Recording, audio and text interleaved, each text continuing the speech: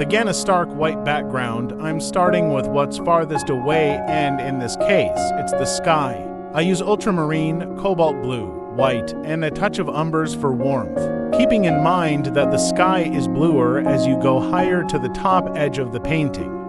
This is important to note because this is how the skies actually look to the human eye. This subtle value and color gradations can help bring visual realism to the painting if done correctly.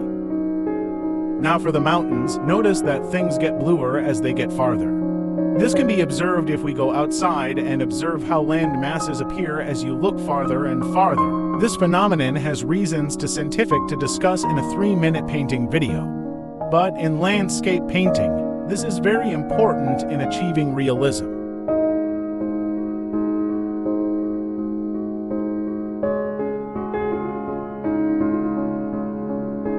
For the ocean water, I use the same colors as what I used for the skies, only that I use less whites.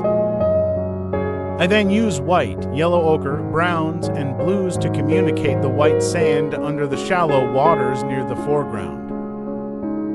Of course, using less and less blues as the water gets thinner and thinner.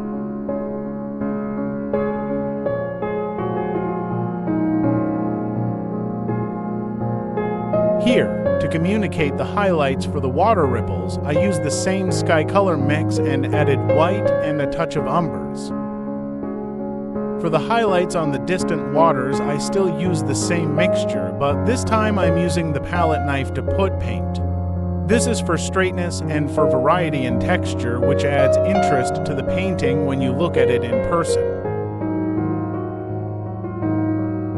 Here I'm putting in the beautiful white sand in the foreground using white and a touch of burnt and raw umbers. I also observe in my references some drifted twigs, dead branches and leaves, small logs, and other debris. And I decided to use it to form a line that will help lead the viewer's eye to the focal point, which is the mountain and clouds. I just need to be subtle with it, or it can ruin the effect.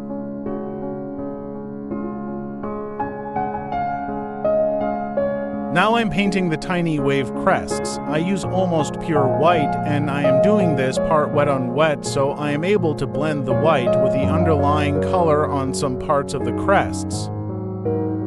And again, I am looking out for some odd shapes or patterns that I may have created which will affect how realistic the final painting will look. This is almost done at this point, and I decided to put some final marks hinting a few distant boats.